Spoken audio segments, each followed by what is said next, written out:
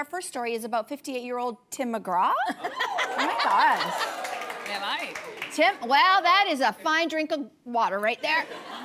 It turns out, though, that Tim has moved on from tailgates and bikinis, at least in his lyrics. The country star said on TL's Roadhouse podcast that he's now too old to sing about stereotypical country tropes. So is there an age cap when it comes to music, lyrics, what you sing about? I love, right? Really? Smart audience. Wow. Smart audience. This is very funny. Okay, I see what you're saying. Like a musician, sure, they can write lyrics about whatever they want, but don't you kind of feel like there's this unwritten contract between them and us, and that we grow with them, like we'll keep showing up for them as they evolve? Like I think of something like Miley Cyrus and Hannah Montana. You know, like if Miley Cyrus at 70 was still sort of doing that style of music, it would feel inauthentic. It would feel like she was playing a character. Although right? I would love to Which see she her, was. Although she was, I would have loved to see her. I would love to see her at 70, naked on a wrecking ball. It's possible you might be able to see that. But like, I don't want to keep like my favorite singers. Like, there was a time maybe when I liked hearing lyrics about keggers and boobs, but I'm almost grown out of it. So like, I want my musicians to grow out of that as well. Yeah. I think what's bothering me is the too old. Like, I understand if Tim is like, I'm a man of a particular age, my kids are grown, so I did those things 30 years ago and I'm not connected to it. But saying you're too old to me is the problem, because we have a lot of examples of people who are doing things that don't necessarily correlate to their age. People starting businesses, athletes still doing their thing, people wearing certain types of clothes. Cher, I'm looking at you. And even I'm gonna call myself out. I sat on this show and said, I like to party, but I stopped going to clubs because I'm like, I don't want to be the oldest person in the club. And so then, don't you think that's what Tim's saying? No, but then I met this woman by the name of Andrea. She's 75 years young, and she's at all the hot parties, and she dances from the beginning of the party to the end. This is Andrea.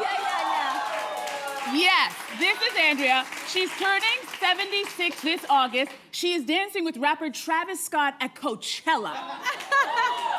So when I see that, there's no such thing as too old. But what about music and lyrics? You may be past the time when you don't want to sing about something, but saying you're not doing it because you're too old. Say a person is divorced and they want to go back to bikinis and keggers. Should we tell them they're not allowed to? You could just be in a different phase in your life. 70, and you wouldn't feel a little bit funny. Maybe I'm being ageist. Andrea Bole changed my whole attitude about it. Sorry. Never too old, baby. I agree. Never too old. I think it is a bit different. Like, I think in this case also, he rightly pointed out that some things are country tropes that he used to sing about and he didn't identify with. There's also a song, which I will not say the title of, that I think he's shelved because it had a lot of cultural stereotypical problems in it. So I think, I love the fact that he's being self-aware of that identity and those tropes, and he doesn't want to play into that anymore because there can be problems with that. Derek Forgy, our audience coordinator, also pointed out Mr. One Sir Paul McCartney, who is 82 years old. He apparently doesn't sing anymore a song that you'll recognize by its first lyric, which is, she was just 17. And you know what I mean? Like, there's something that doesn't, you know what I mean? You don't want to see the 82-year-old. I mean, he's aware of that too. There's something a bit funky about that. Yeah. I agree. Like, I don't think there should be any limits on too old for anything, because I am always the oldest one at the club and I don't care. I don't care. And I do see Andrea there. Right? I do see her from time to time there.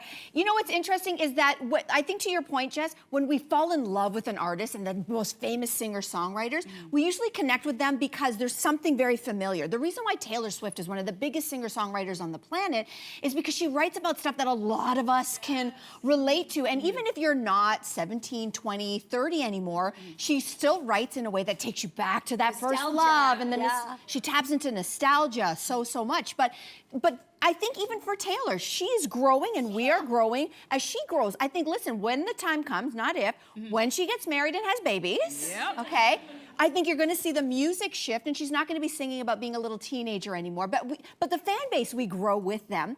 And I love Tim McGraw because he's now writing music that it feels right for him, not because he's 58, but because he's wiser. One of his biggest hits last year was called People Like Us. And there's a big movement in America about kind of getting back to like the working class and where is the working class? And at the same time, we're more similar than we are different. He sees such a divide in America. He is evolving with the times, which is what I think makes a good artist timeless. And he looks really good doing it. We're not mad at that, right? Hey, you.